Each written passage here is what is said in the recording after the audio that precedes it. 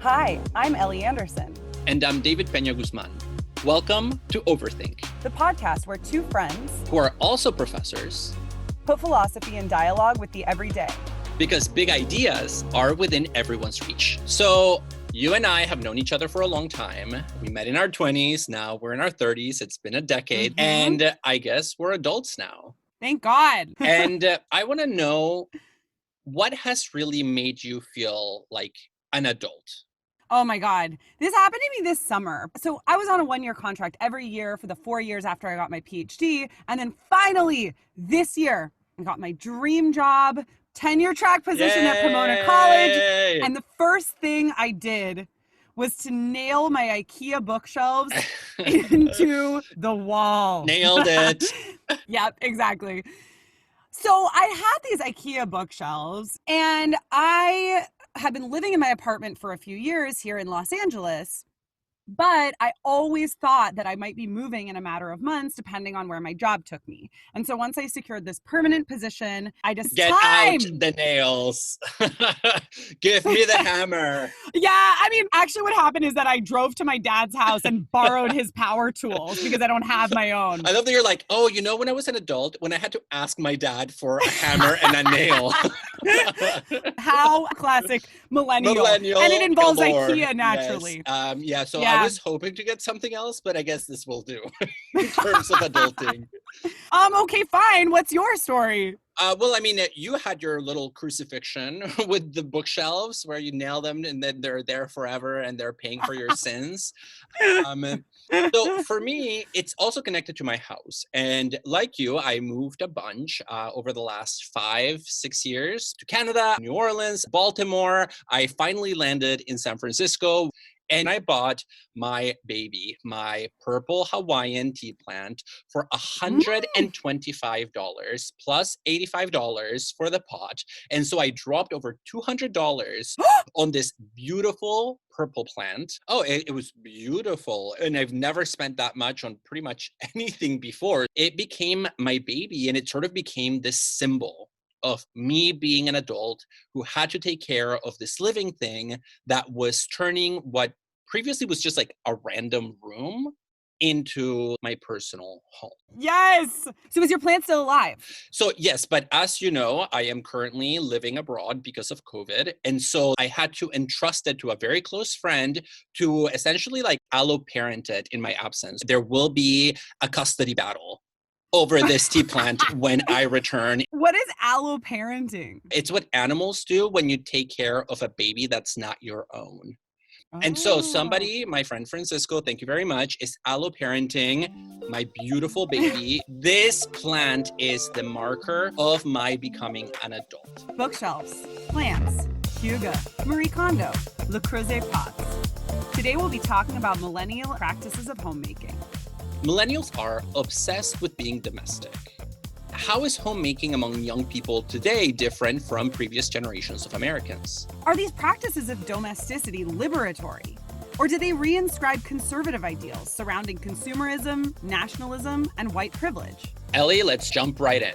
One thing I find really interesting about practices of homemaking among young people is that we're obsessed with our homes, but none of us owns a home. The few people who are buying them are almost invariably getting help from their parents, right? And so like there's this intergenerational wealth that's getting reproduced. In the absence of that, we can't afford homes. I literally don't have a single friend that owns their home who is under 45. So you have to be, for the most part, white, middle class, probably be in a couple these days to enlist the help of 2 different sets of already well-established parent units in order to be able to have access to this very traditional interpretation of the American dream, which is buying a home.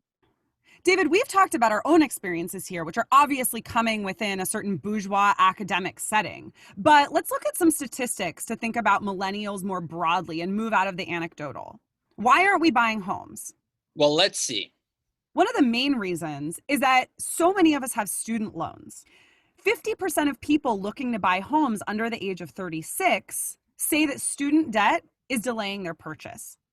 College graduates without debt take almost 8 years to save for a 20% down payment on a house.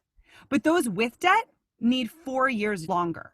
And that depends on the kind of debt that you have, because let's be clear, I have some very close friends who have gotten bogged down by the student debt predatory system, and they'll never be able to save enough money with the debt that they have to put that 15, 20, 25% down payment. And that's the sort of sad reality about the millennial experience for a lot of people.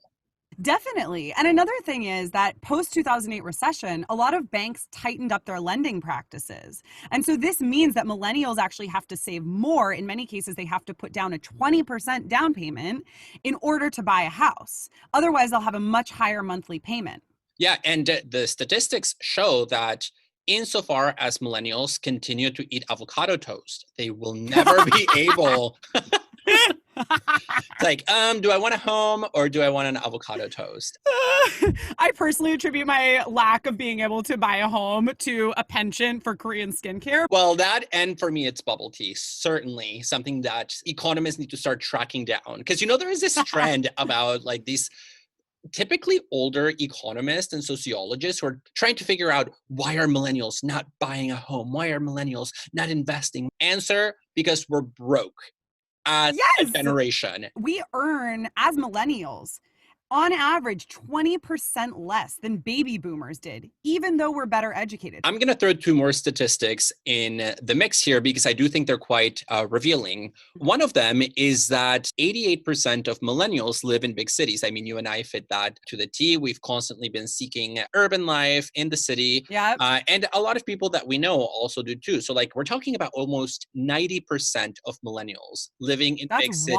Wild. Like New York, LA, San Francisco, Chicago, etc. But that already gives you a sense of the kind of social and economic contexts. We're never going to be able to afford a home in those places. Exactly. And the second statistic is that millennials are marrying not only less frequently than boomers, which makes perfect sense. Down with monogamous nuclear heterosexism. Or if you want to go for that, typically you go for it a little later, because the second part of that statistic is that when millennials do marry, they marry when they're older. So we wait a lot longer than our parents did. And so it means that you have a lot less people in the kind of marriage arrangements that are typically a precondition for buying a home, or that is traditionally the first step to building up to buying a home. Yeah. And having a family, right? Exactly. And it's so interesting here because I think a lot of millennials are critical of the American dream with its bourgeois ideal of domesticity and that heterosexual nuclear family. And yet we also long to have a home, to have a place to call our own. And we put a lot of time and money into creating spaces that feel cozy and safe. And a lot of times these spaces actually echo precisely the American dream that we're rejecting. So for instance, I, like many other people of our generation, am super into mid-century modern design. Mid-century modern, that's the kind of design that's precisely popular right at the apotheosis of the American dream. Yeah, but there is this nostalgia, but there's also a reappropriation on new terms where we recuperate things from the past, but they look different and they have a different meaning when done by millennials. And so there are all these ways in which, we are invested in making a home, but because we don't actually have houses, it has to take a fundamentally new form. Yeah. I'm interested here in the way that the etymology of the word economy pertains. Oikos! Yeah. So the word economy comes from the ancient Greek words oikos, which means household, and nomos, which means law or management. And so economy in its original meaning meant household management. And it's only much more recently that we get the idea of the economy in the way we currently know of it as this sort of free market sphere of exchange. Well, this is an argument that the French philosopher Michel Foucault makes in The History of Sexuality. He says, we today associate economy with this very vast system of economic production that is largely impersonal. But for the Greeks, this ancient concept of the oikos nomos, the governing of one's household, was really a way of styling yourself. So he uses this term aesthetics of existence, where the way in which a Greek person would relate to their home said something about how they related to themselves. And so it has a very different meaning. And I think there's a connection here to this set of practices that millennials engage in relation to their home, where we fashion ourselves and create a specific identity, a specific style based on a certain practice of domesticity. Yeah, so it's like we're rediscovering the original meaning of the word economy. And we are very critical of the new model of economic production. Definitely. Although while we're taking up this old notion of economy, hopefully we're not also bringing along with it the enslavement of women and other peoples that characterized ancient Greek and Roman societies. Yeah, little details, here and there. Oh, God, David. So in terms of this self-fashioning of the household, David, what do you associate with the millennial home aesthetic? I think about things like the Marie Kondo trend that, like swept over the US. I think about what you said about this relationship to furniture, that moment when you finally upgrade away from IKEA furniture and you invest in maybe something else, or when you buy plants. All these things I'm still in the process of doing that. Haven't achieved that quite yet.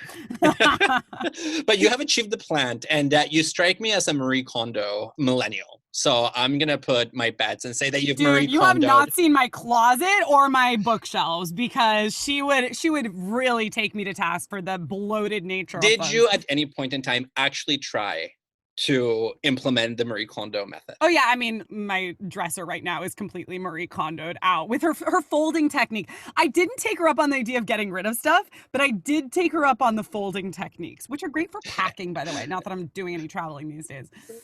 And I love that a bunch of academics just sort of like let out a squeal as soon as she was like, you should only have 20 books. Oh, yeah. And I was among them. I was like, Marie, girl, I was with you this whole time. I wanted to reorganize and restructure my life, and you lost me. Right. So I'm becoming a hoarder now because you no longer have any credibility. Totally. But I think that obsession with Marie Kondo's minimalism, this life-changing magic of tidying up, as she calls it, really expresses this desire for control that we have. We have so little control about what goes on outside of our worlds. Not only can we not purchase homes, but we also have unprecedented levels of job insecurity. Even before the pandemic started, right? Millennials were in pretty bad shape. That's right. Racked with debt. We have really uncertain modes of connection now with the rise of social media. And so I think it makes sense that we would be seeking this mode of refuge in a clean home. Yes, and it's not just that we want security and control, is that we want to reclaim the concept of quality that we have inherited from the generation that precedes us, right? Where like a good life is a life with a big house, with a lot of space, with 2 cars in the garage. And we're saying, actually, no, quality comes from somewhere else. It comes from a particular way of relating to your space that you can achieve in a small 1-bedroom apartment or in a tiny studio in LA or in New York or in San Francisco. So there is a security, and then there's also this affirmation of a new concept of what the good life is. Yeah. And it's already an achievement for us to have carved out our own little corner of space, given how many people in our generation don't have the privilege of even living on their own, right? So many millennials live with their families. Not that that's always a bad thing. I think that can be a great thing in many cases, but sometimes it is a choice that millennials have to make that goes against their wishes because they simply don't have money to afford an apartment even. Yeah, and I mean, when I think about Marie Kondo in particular, one of the things that's really appealing, as you point out, is the minimalism, right? This reduction in consumption that also ties into something that we've discussed in the past, which is this millennial suspicion that capitalism maybe has been the lie we've been fed.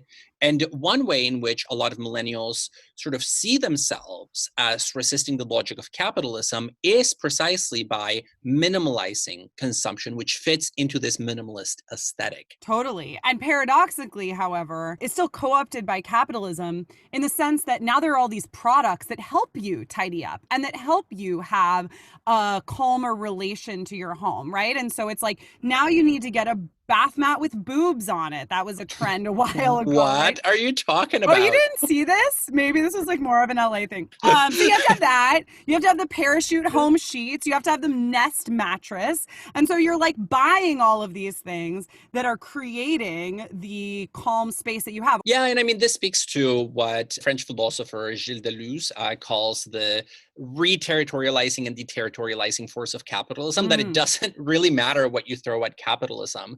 Capitalism sort of reabsorbs it and then spits it back at you in a capitalist mode, right? It's kind of like the Borg that just assimilates everything that crosses its path, even things like Marie Kondo's brand of minimalism. But even so, I do believe that there is value in this minimalist approach to reducing the things that you have and trying to detach yourself from material possessions, even if we can't do it like 100%.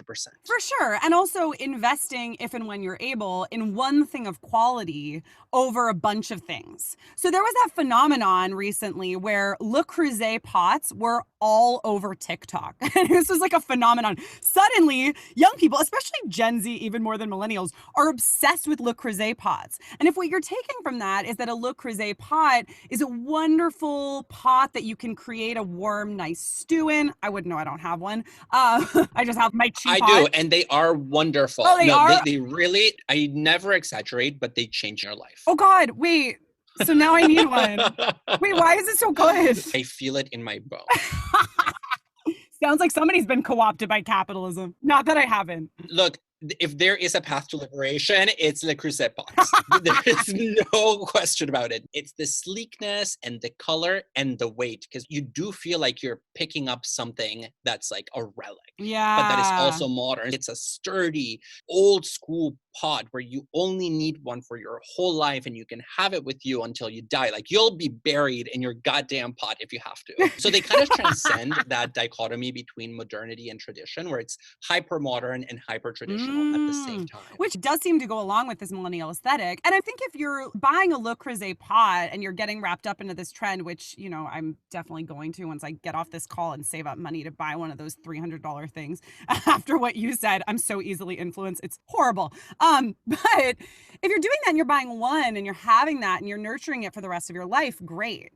But it's so easy then, based on these kind of TikTok trends, for something like the Le Creuset pod to become a collector's item, where then suddenly you've got one in each every limited edition color. And so it's not even so much about the particular product sometimes as it is the need to have more and more of that. Yes. That's right. And I think this is where there is this back and forth between the fetishization of something and the turning of it into a commodity, and then hopefully the minimalism pulling us away from commodification, because I do love the pods, but I only want one. Yeah. Now, Ellie, it seems to me that a lot of these practices of homemaking, you know, the way in which millennials create a sense of home and a sense of belonging in the spaces that we inhabit, sound to me like what the French philosopher Michel de Certeau calls tactics, which for him are ways in which individuals who are still operating under a system of social control can find ways to exercise some level of freedom, some level of genuine individuality,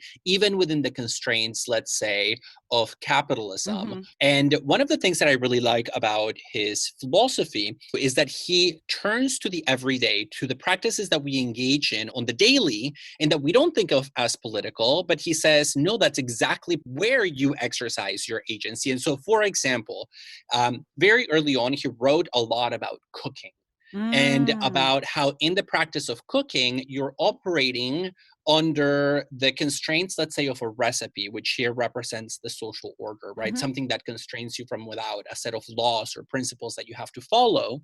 And he says, within every recipe, there is wiggle room for innovation, for putting your own twist on the recipe and making it your own. And he introduces a distinction between what he calls strategies and tactics. Strategies are essentially power moves by the powerful. So, for example, the creation of the prison industrial system, that's a strategy. The creation of sweatshops, that's a strategy. It's a power-driven move by the system. Let's just put it that way.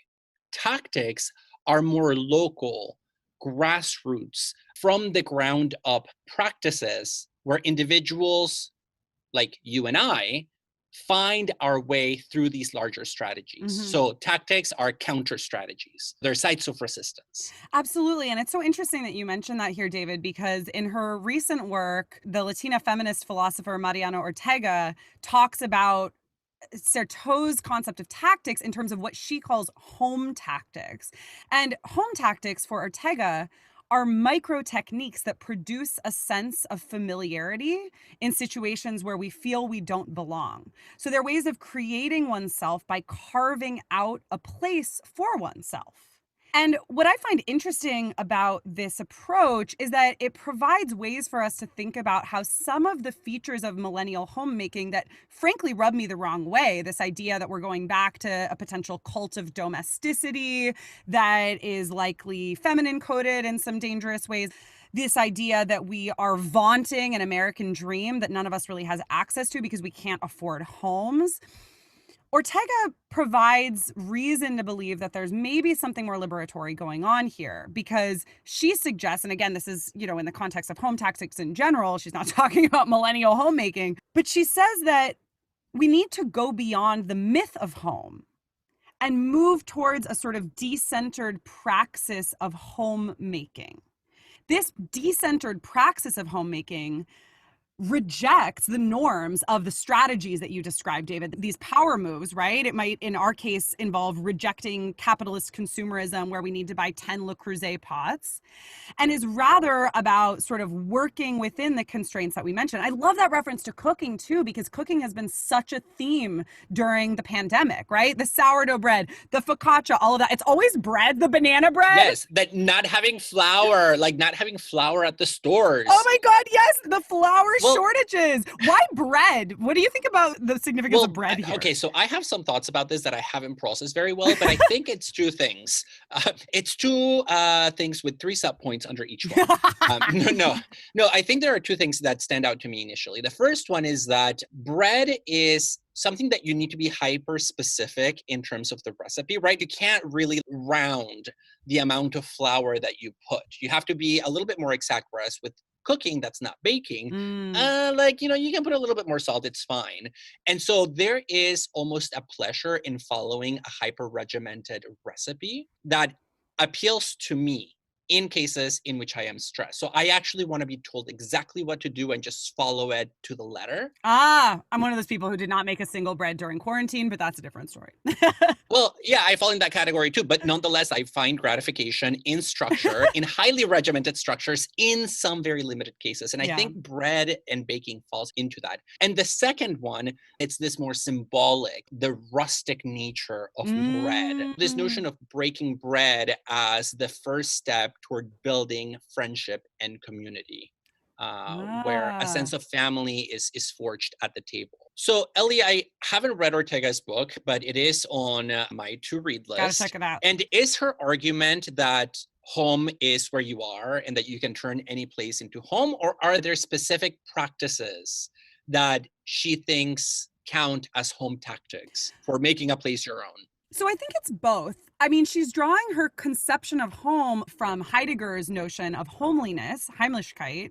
And from a Heideggerian perspective, homeliness is just our constant state of being in the world, except when we get pulled out of it by certain moods, such as anxiety. There's a plug for our existential anxiety episode, which you should all listen to if you haven't yet. But homeliness is our average state of being in the world. So it's just a description of our situation. That said, Ortega does take issue with Heidegger's conception of homeliness because she argues that not everyone is similarly situated or situated to the same degree at different points. And so she draws on her own experience, having been a Nicaraguan migrant, moving to the US, and says that she, in that particular social location, having been marginalized in many different respects, she also talks about her sexuality as a lesbian, and she says that she has had to carve out spaces because spaces have not immediately shown up as homely for her. Oh, that's fascinating. And this speaks to me in a very personal way. It makes me think of when I moved to the US as a 15-year-old immigrant who didn't speak English, and I suddenly found myself not at home. It was not an experience of hostility, but it was an experience of not belonging.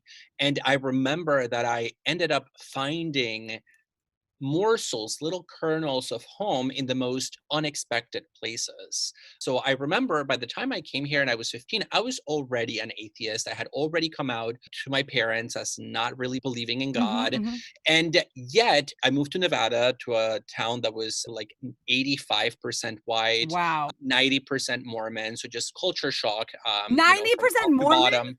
Yeah, I went to basically a Mormon high Oh, so school. we're talking like peak white. Yes, I mean, I always I think of have Mormons as like, peak white as a white person myself. I mean, maybe yes, they were really kind to me. But the point here is that I was this like kind of semi-radical 15-year-old who was already openly atheistic, Uh, and I realized that I felt so not at home in this environment in this small Mormon town that the only place where I felt at home, interestingly enough, was the Catholic Church, the one Catholic church in the town, because mm. that's the only place that I saw brown Yeah, bodies. yeah. And I heard Spanish being spoken. Mhm. And so I would go to church and I would have this really valuable experience breaking bread with other Catholics.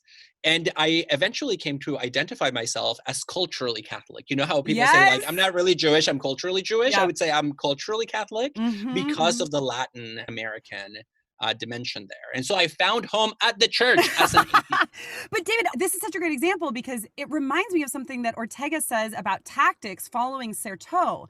She describes tactics as interventions aimed at producing favorable situations, but ones that don't have the power to abolish an entire system of domination or a system of power.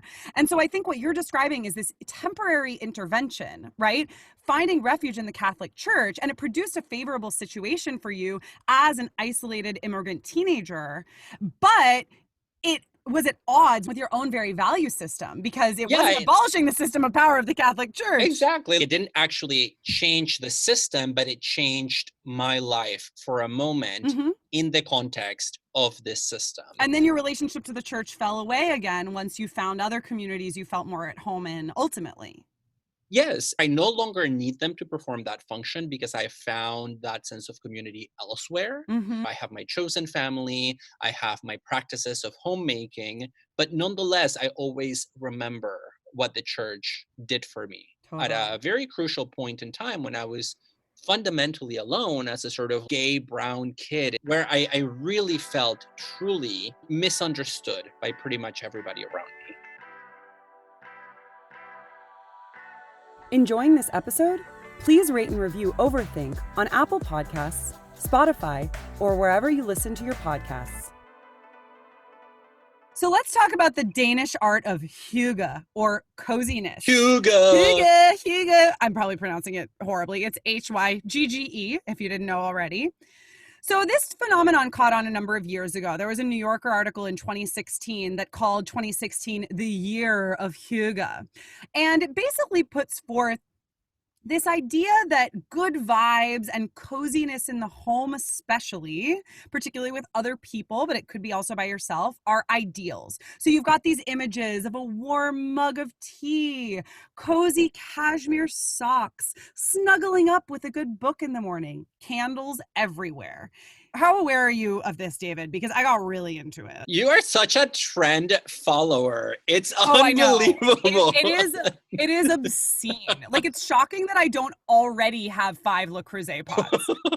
Although you're pretty trendy too sometimes. So I know about it. I did not get into it, but I guess I don't get the hype around Huga. Is it just being cozy in your home? So this New Yorker article that I mentioned, which is a few years old now, talks about how this art of hygge might seem neutral, right? We're taking pleasure. Talks about how this art of hygge might seem neutral, right? We're taking pleasure in gentleness, we're feeling soothed. But it also has a dark side, which is that it's super bougie. It comes from Scandinavia, which does not suffer from the kind of wealth inequalities that we have here. It's got a socialist infrastructure, right? And so there's something particular about the American co-optation of hygge that makes it accessible only to people who have a comfortable home where they can buy their candles and they can have their fancy lattes. But one through line between the Scandinavian version and the American version is that it tends to really reject any kind of conflict. Hygge is anti-tension. The dark side of hygge is that it can actually be used as a tool for propping up existing social structures, especially white supremacy, right? Like calling people on their racist bullshit, on their microaggressions is the opposite of hygge. It's not What chill. does that say about this ideal? It's not chill, Well, right? It's bad vibes. Good vibes only. Yeah, there was that term, hygge racism, which is, it's this notion that because you want to be cool and cozy, you don't disturb the social order.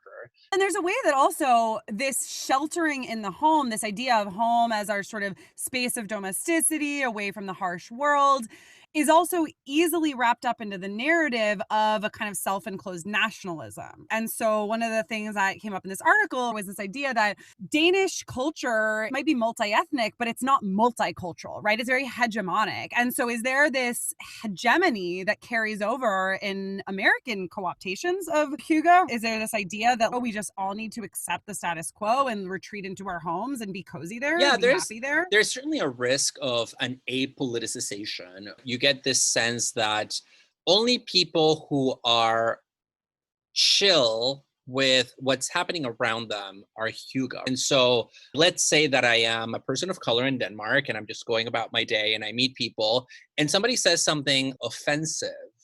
I wonder whether they would justify that along the lines of hygge. Like, oh, it's just fun. We're being cozy. I'm usually very suspicious of seemingly apolitical concepts that only pick up or primarily pick up with a white audience. I will always have a raised eyebrow about that. And I mean, I do think the image of homemaking in the US is definitely not necessarily white. I think there's a huge cadre, for instance, of Black interior decor influencers on Instagram, many of whom I follow and am influenced by. And I'm thinking too about, the aesthetics of shows like Insecure, where Issa Rae and the other characters on this show really do have exactly the kind of aesthetic we're talking about, this beautiful plant-filled aesthetic.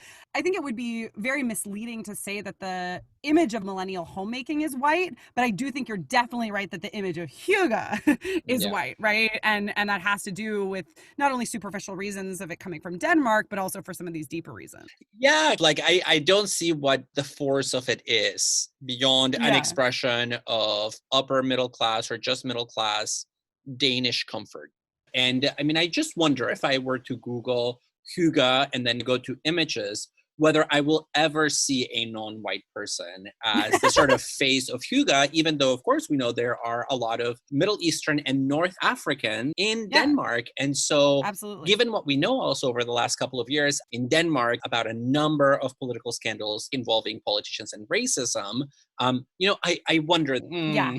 Well, and let me say that I'm looking at the Google search results for hygge, and there is not any shade besides vanilla in sight. There's all kinds of white people in there. Yeah, for sure. And I think, too, something that comes up in discussions of hygge is the way that it originates in Danish society's cold climate. And so when you find yourself in a climate that has really harsh conditions, where it's dark for a lot of the year, you are likely to want to retreat into the home. And so that's, a slightly different point from this idea of the monoculture, the hegemony that we have in Danish culture. A little bit more innocuous, this idea about the harsh climate. But I do think there's a way that the importance of your home is tied both to the literal weather conditions and to the metaphorical cultural conditions around you. And this is perhaps less pertinent for Denmark, because I don't know as much about it there, as it is for the US. So I'm reminded of something that feminist Charlotte Perkins Gilman writes in her 1903 book, The Home, Its Work and Influence. She talks there, before launching into an amazing feminist diatribe about the cult of domesticity that's associated with femininity, that there's a strong connection between bad climates and the love of home. So if you live in a temperate, lovely climate, you're more likely to find life out in the streets, in plazas, in cafes. But where it's damp, dark, rainy, snowy, then you find people gathering around the hearth and talking about the hearth or the fireside as a virtue. Interesting. Yeah, now the US has all kinds of different climates, so we can't talk literally about climate, but I'm wondering if there's a connection to be made with the rise of hygge as a value, starting precisely in 2016, When what? It was colder? When Trump was elected.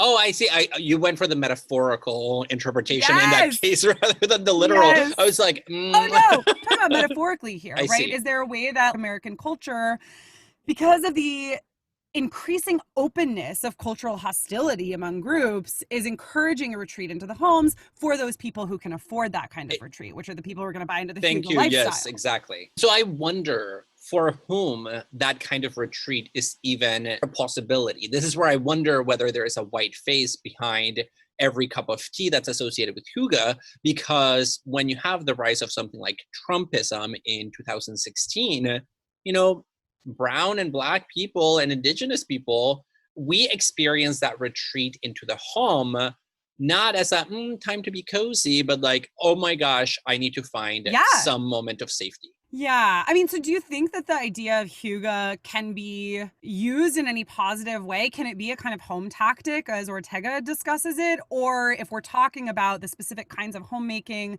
that Black people and people of color are doing in the US, are we talking about something that actually is not hygge and it's a different and more radical version of a home tactic? I like the second version, and it's because I don't really understand what hygge is as a non-Danish person. So I only feel these sort of like flags going off left and right, but maybe it's such a culturally specific phenomenon that our notion of cozy doesn't quite capture.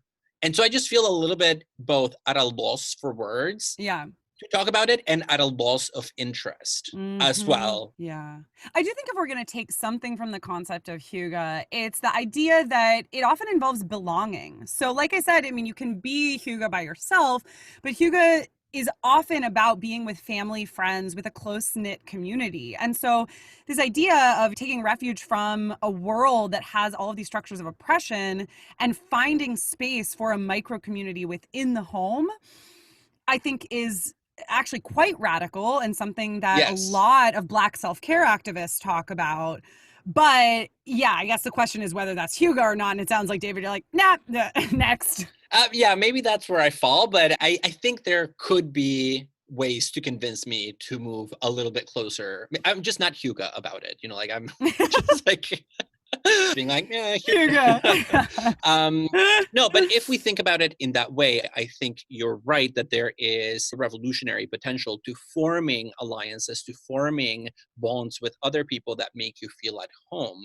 And I think that's, for example, what Ortega is trying to get us to do.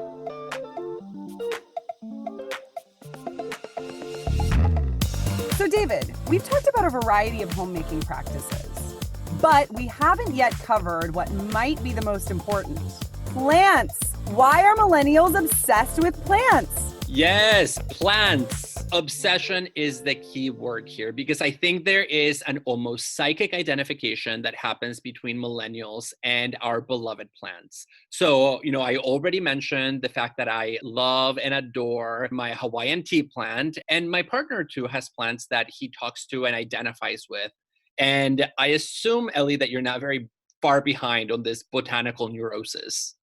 Totally. I'm super into my houseplant growers group on Facebook. Love that place. You can get good tips. Sometimes people just share their plants for fun. And I have a lot of plants myself, and I really take pride in taking care of them. And so what is it about plants? I want to hear what you have to say about this, because I feel like I'm very close also to my plant that I talked about, where there was this question when I moved away from the US of who is good enough to take care of my plant? Who can I trust? Literally, while we've been recording, a friend texted me with a picture of his dead plant, and it just made me so sad because we've been like trying to revive this thing. Was that his response to your text, you up? Just a dead plant. It was completely out of nowhere, this picture of a dead plant. Yeah, so I definitely would associate the rise in an interest in plants with a couple of things. So for one, we said earlier that Millennials tend to live in cities. 88% of us live in big cities. And so there's a way that we want to bring nature inside because we don't have access to outdoor spaces of our own. And we're often caught in sort of urban jungles. Mm-hmm. Another thing is, I think a lot of us, because we're delaying traditional markers of family life, if we're having them at all. We're all barren anyways. Yeah, we're not having kids. And oftentimes we're not even having pets because of the itinerant nature of our lifestyle. And because our apartments don't actually allow us to have pets, you know? Oh, touche. So I think plants are a way for us to cultivate and nurture something, right? How that side of our personalities show up without the commitment of a child or a pet. Yeah, and there's this whole obsession amongst baby boomers trying to understand millennials. Like, millennials are not buying napkins. What's that about? Millennials are killing the Q-tip industry. What's that about? You know, like, Wait, what? yeah, The just like, Q-tip industry? yeah, just like, Because we figured out you don't actually have to put Q-tips in your ears. It's like bad for your earwax. yeah, anything that millennials are not buying that boomers are used to buying suddenly becomes this window into the millennial soul. But there are all these articles online in places like The Economist or like Business Insider where people are trying to figure out who millennials are so they can better target us as consumers. And one of these issues turns around our obsession with plants. Why are they so obsessed with plants? They don't even get the ones that give you vegetables. They're not even flowers that you can pick. Sometimes almost what strikes me as a pathologization of millennials, where it's like, oh, millennials, they don't really understand that they will eventually want kids. So they're using this as a replacement, almost as if we're really in a state of arrested development. And eventually we will come to see the truth of what is desirable, and then we will get married and have kids and buy a white picket fence house. No, we've just like read people who critique these markers of the American dream. Well, and we want to live downtown. We don't want to live in your suburbs, right? That's why 88% of us live in cities, because we don't want to live in places that are away from bars, from restaurants, from social life, from political organizing, etc. Yeah. For many of us, and I don't think this is a universal, but what worries me is that in some of these discussions about the millennial infatuation with plants, it's the sense that we're using them to replace children. And I get it. I get why they might think that. I think that sometimes we do a performance of that, like, oh, my little baby, my plant, who's going to take care? Yeah. Like, for sure. I even spoke about my friend Francisco as alloparenting my Hawaiian purple tea plant. So I got it, but it seems to me a superficial interpretation. Yeah. Because I don't really think we think of plants as our children. Oh, definitely not. And the appeal, therefore, has to be somewhere else. And I think there is something about the meditative nature of spending time with plants that is important here. This kind of communing with nature, having a moment of inner peace, breaking away from worries about your job, about your neighborhood, about the state of the world, that is appealing to a lot of millennials. And, you know, Stanford Health has called millennials the wellness generation. And I think because we've come to realize that certain small practices, some of these home tactics, to use that term from Ortega, it's not just that they're political, it's that they're actually making us live better. They increase our quality of life, right? Like being around plants feels good and attending to them feels good. Yeah, and I like the way you put it. I think you're right about this kind of beautiful aspect of our relationships with plants that we have. I'm a little bit more cynical in the sense that millennials' passion for plants revolves around a specific few plants. It's not just plants. It's that we need to have the Instagrammable plants, the right plants. And so there's this quality of conformity there and this desire to be just having the right aesthetic that's part of it, right? You have to have the Monstera, you have to have a Pothos, maybe a Calathea in there. Oh, come on. I'm forgetting the queen of them all. The fiddly fig tree, right? I literally don't know any of these names. Okay, so yeah, I am the trend follower here. We all have the exact same plants. So it's a status symbol. We have the right plants. We want to show off that we have the right plants, that we're of a certain class. And luckily it's kind of a low bar, right? Because a lot of these plants only cost like $30, but it still is a class marker nonetheless. Yeah, but I cannot help but think of millennials with our plants as engaging in a practice of meditation in the act of thinking about this. And it reminds me of the philosophy of Epicurus, a Hellenistic philosopher whose interpretation of the good life basically was like you should just hang out in the garden with your friends. That was his philosophy that he preached The in good the old in Epicureans. the 3rd century BC. There is this sense that, at least in Epicurus's writings, that being in a small group with friends, giving up fame and fortune and groupies, which of course come to philosophers all the time. Uh, Back in the day, they did when philosophers were cool, like in Epicurus's time. But he just had a small garden, and his philosophy was detach yourself from all these other markers of success. His interpretation of the good life was the Greek notion of ataraxia, which is just peace of mind. And so if you want to know what the good life is, all you have to do is tend to the small pleasures, the intellectual pleasures that bring you moments of tranquility. And that's what your way of life should be. And in this way, I think of him as like the millennial philosopher. I hadn't thought about him in those terms, but he's always appealed to me quite a lot. And I find my students really are taken with Epicurus too.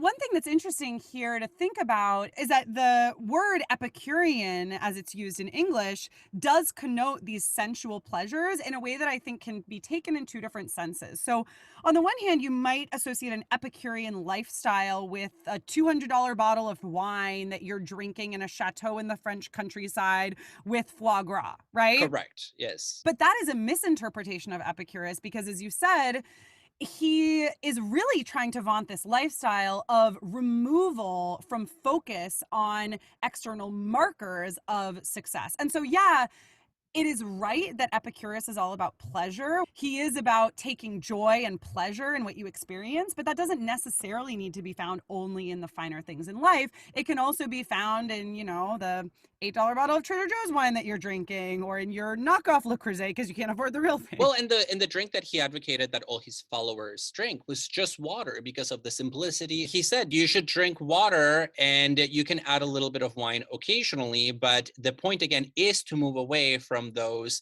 pleasures associated with class and with status. And I've taught Epicurus also in the past, and my students love some of the details about his life. Like, he was one of the first philosophers to let women into as his followers, as philosophers, as well as slaves. And he also was super iffy about marriage. He says at some point, a wise person does not marry and does not have children. So Epicurus is the millennial minimalist philosopher that we all need. From like 2,300 years ago. I think that's right, except that I think a strict reading of Epicureanism might actually terrify a lot of millennials, because like a lot of our pleasures, a lot of our libertine pleasures, like we do want the fancy wine, we do want the fancy cocktail, we want our avocado toast. Epicurus would be like, no, I really mean detach yourself from all these definitely. Yeah, I mean, in fact, I think one of the interesting things about Epicurus is that his philosophy is much closer to Stoicism than is ordinarily thought. They're sort of opposed in our common way of thinking about it, because Stoicism is about removing yourself even from pleasure, and Epicurus thinks that the meaning of life is pleasure. But the meaning of life being pleasure for Epicurus is actually much more ascetic than we would usually think about That's correct. So it does align more with what we would think of as actually Stoicism. Yes, and I do read them as very similar. And one of the main differences for me is precisely that the Epicureans have as their model of the space that you should inhabit the garden. That's something that you don't really find in the Stoic tradition. And so this attending to nature, being with nature, and growing things as part of your meditative practice. Yeah. Unique to the Epicureans, and that's why I thought about Epicurus in the context of talking about plants and homemaking. Definitely, because the gardening is a more sustainable source of pleasure than a lot of the things we would usually associate with pleasure. And so even though Epicurus is about pleasure as the highest goal of life, the problem with some of what we would consider the finer things in life is that they lead to pain, right? They lead to pain in your wallet. They lead to pain because the foie gras is over and it's done with, not to mention, some environmental and animal concerns there. And so the pleasures that are going to be sustainable pleasures are not the pleasures that cause a spike in dopamine. They're the pleasures that are quiet. They're meditative, as you said. Yeah, and they bring peace of mind. They bring ataraxia. Yeah. They quell your desire. They quiet your desire. And it's because Epicurus ultimately has a hierarchy of pleasures where some of the base pleasures actually take the back seat in connection to intellectual pleasures. Yeah. So let's all become Epicureans. Yes, and that means that we can put a little wine in our water. And hang out with women in the garden and upset social order and don't marry and don't have children. I think we're already doing pretty well in a lot of those, David. I have to go water my plant. Okay, talk soon. Okay. Bye. Bye. We hope you enjoyed today's episode. Please rate and review us on Apple Podcasts, Spotify, or wherever you listen to your podcasts. You can email us with questions, feedback, or even requests for life advice at dearoverthink@gmail.com. You can also find us on Instagram and Twitter at overthink_pod. We want to thank Anna Koppelman, our production assistant, Samuel P.K. Smith for the original music, and Trevor Ames for our logo. Thanks so much for joining us today.